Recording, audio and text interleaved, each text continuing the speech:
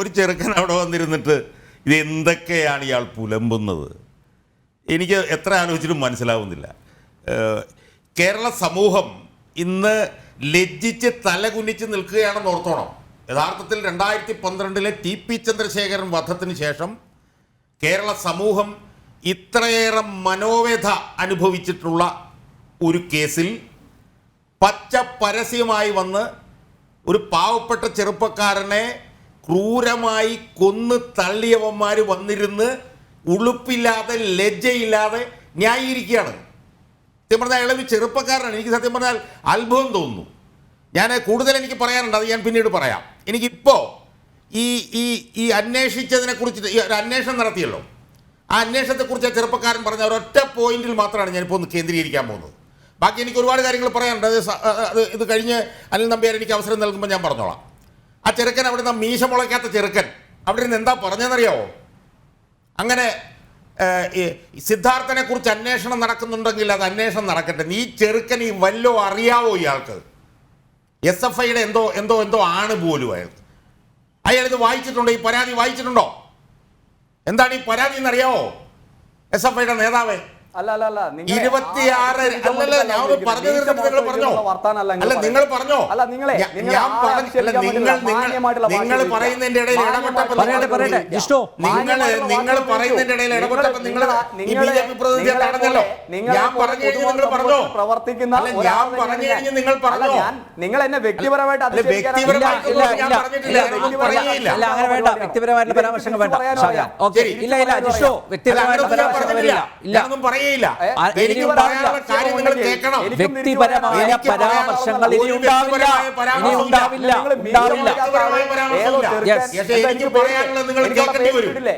നിങ്ങൾ ഇപ്പോഴല്ലെങ്കിൽ കുറച്ച് കഴിയുമ്പോൾ എനിക്ക് പറയാനുള്ള കേൾക്കേണ്ടി വരും.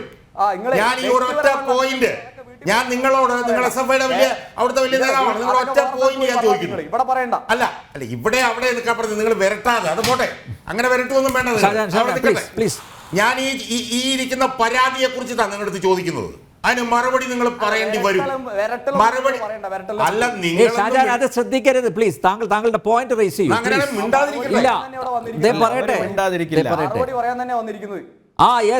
മറുപടി പറഞ്ഞിട്ടേ പോകാൻ പറ്റുള്ളൂ. അതായത് ഈ പരാതി നേതാവ് SFIയുടെ വയനാട്ടിലെ സമുന്നതനായ നേതാവ് എടുത്ത് വായിച്ചു നോക്കണം. ഈ പരാതി college of veterinary and animal സയൻസസിന്റെ ഡീൻ ഒപ്പിട്ടിരിക്കുന്ന ഈ പരാതി 26/2/2024 നേതാവ് അത് വായിച്ചിട്ടില്ലെങ്കിൽ ഇതെടുത്ത് വായിക്കണം. കയ്യിലുണ്ടോ? അത് ഇല്ലെങ്കിൽ ആരെ കൊണ്ടെങ്കിലും ഒന്നും മേടിപ്പിക്കണം. അത് 26/2/2024 അതിൻ്റെ കംപ്ലൈനന്റിന്റെ പേര് മറച്ചു വെച്ചിരിക്കുകയാണ്. ആരാണ് ആ കംപ്ലൈന്റ് കൊടുത്തത്? വല്ല KSUക്കാരനോ ABVP-കാരനാണോ?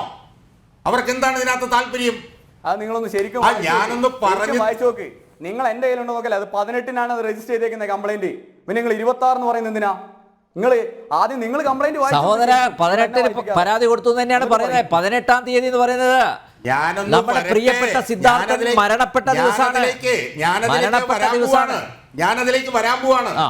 ഈ ഉത്തരവ് ഇറങ്ങിയിട്ടുള്ളത് 26/2/2024 26/2/2024.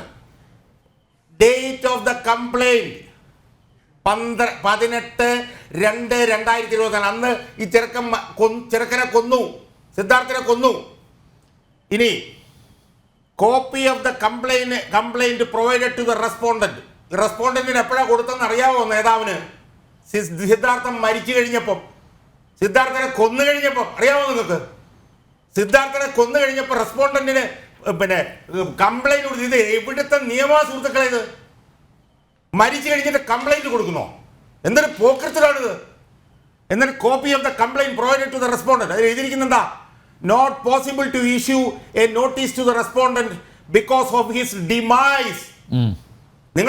നിങ്ങളൊരു മനുഷ്യനാണോ? നിങ്ങൾക്കൊരു ഹൃദയമുണ്ടോ? നിങ്ങൾക്ക് വീട്ടിൽ അച്ഛനും മക്കളും അച്ഛനും അമ്മയും പെങ്ങന്മാരൊക്കെ ഉണ്ടോ നേതാവേ? Not possible to issue a notice to the respondent because of his demise on 18/2/24. That happened even before the day the complaint was filed. Shit! എന്നാണ് ഞാൻ ഇംഗ്ലീഷിൽ പറയുന്നത്. ഇംഗ്ലീഷിൽ ഞാൻ പറയുകയാണ്. ഇതിന് പറയേണ്ട വാക്കെന്താണെന്നറിയാമോ? ഞാൻ പക്ഷേ ഇവിടെ പറയുന്നില്ലത്. എൻ്റെ സംസ്കാരം അതിന് അനുവദിക്കുന്നില്ല. നിങ്ങൾ കൊടുത്ത കംപ്ലൈൻറ്റ് നിങ്ങളുടെ ആളല്ലെങ്കിൽ ആരാ? KSUക്കാരനോ ABP-കാരനാണോ ഇത് കൊടുത്തത്? അല്ല, നിങ്ങൾ ഇത് കൊടുത്തിട്ട് മരിച്ചു കഴിഞ്ഞത് കൊണ്ട് എന്നെ പറയുന്നത് കേൾപ്പിക്കണം, അല്ലെങ്കിൽ ഞാൻ നിർത്തിയേക്കാം. ഞാൻ പറയുന്നത് കേൾക്കണം, പെൺകുട്ടീന്റെ കംപ്ലൈന്റ് ഞാൻ പറയുന്നത് കേൾക്കണം, ജിഷ്ണു പറയട്ടെ, ഞാൻ പറയുന്നത് കേൾക്കണം, താങ്കളിലേക്ക് ഞാൻ വരും. ഞാൻ പറയട്ടെ, പറയുന്നത് കേൾക്കണം, ഷാജഹാന്റെ ഊഴമാണ്, അദ്ദേഹം പറയട്ടെ പ്ലീസ്. ഞാൻ പറയുന്നത് കേൾക്കണം. യെസ്, ഒന്ന് ക്ഷമാപൂർവ്വം മരിച്ചു പോയത് കൊണ്ട് നാണമുണ്ടോ? മരിച്ചു പോയത് കൊണ്ട് പരാതി കൊടുക്കാൻ പറ്റില്ല എന്ന്